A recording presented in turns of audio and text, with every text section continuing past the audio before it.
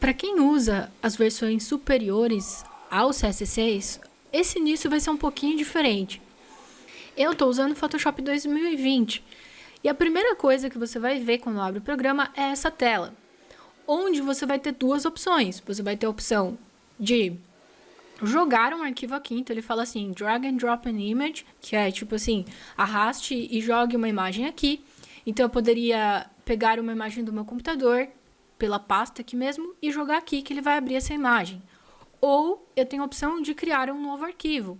E quando eu clico nesse botão, ele vai abrir aquelas mesmas configurações, aquela mesma tela, que a gente abria na versão anterior, quando a gente clicava em File e New. A única diferença aqui é que a gente vai ter que fazer isso antes de começar, antes de abrir a interface do programa. Então, olha só aquela mesma janela. O layout é um pouco diferente, as opções são as mesmas. Então, olha só. Outra coisa interessante dessa tela é que lembra que eu falei que é muito importante para o trabalho no Photoshop que a gente saiba o que a gente vai fazer nele antes de começar a trabalhar. Se você vai querer fazer algo que vai ser impresso ou se você vai querer fazer algo digital.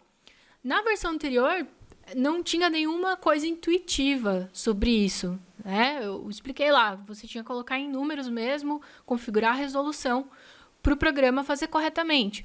Aqui na versão atualizada ele fica um pouquinho mais intuitivo, porque olha só, no menu superior nós temos algumas opções, algumas pré-setagens, pré-configurações relativas ao que você vai fazer.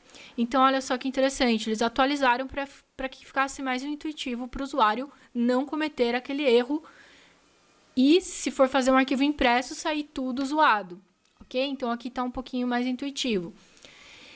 Nós temos a opção de foto. Então, para quem é fotógrafo que vai fazer tratamento de imagem, ele poderia escolher essa opção. E aqui, olha só que legal. Lembra daquela opção preset, aquela opção de pré-configurações, que estava bem escondidinha, né? Mas que é super importante. Aqui ele já dá de uma forma mais direta. Então, aqui estão os presets, algumas pré-configurações já de arquivo para a gente estar utilizando. Mas aqui para foto, olha só a resolução aqui. Não é uma resolução de 300, não é uma resolução de impressão. Mesma coisa, na aba web, que seriam os arquivos digitais que eu comentei, olha só a resolução. Então aqui ele deixou muito mais intuitivo para que não aconteça aquele erro da pessoa configurar o arquivo errado. Mas para a gente, o que é mais interessante para a gente? A opção de impressão, a opção print. E olha só, ele já ajusta aqui em 300 para você não errar. Aqui também já tem os presets de alguns documentos prontos, beleza? Então, A4, A6, A5. O que não tiver, você vai configurar.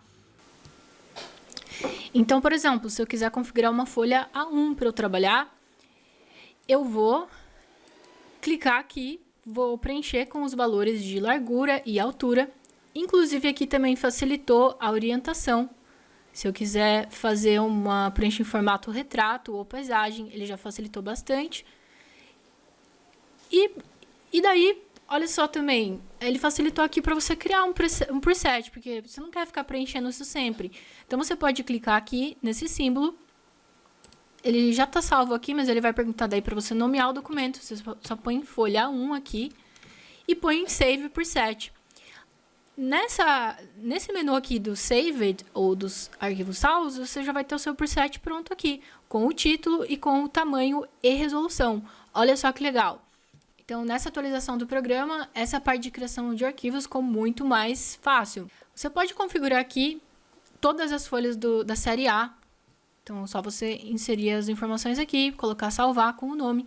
E aí você já não vai precisar sempre ficar mexendo aqui quando for trabalhar dentro do Photoshop. Toma cuidado, porque quando você usa essa outra opção aqui, de jogar uma imagem, lembra que você vai estar trabalhando com uma imagem em pixels, e não com uma imagem, não com um arquivo de impressão.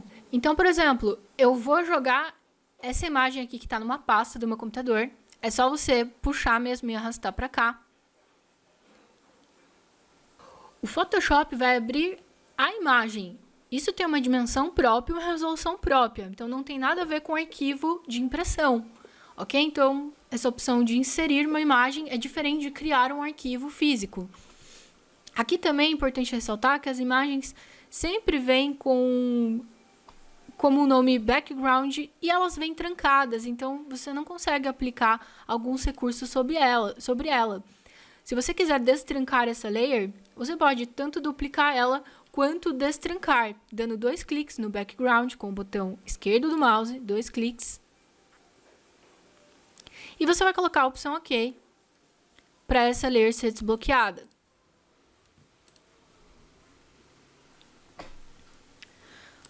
Agora, quando a gente abre um arquivo impresso, então a gente está focado aqui em impressão, eu configurei, por exemplo, aqui uma A1, mas eu vou usar o próprio preset aqui de uma A4. Vou criar. Então, a partir desse momento que eu vou ter aqui a interface parecida com o do Photoshop CS6, que é o que a gente está usando no curso.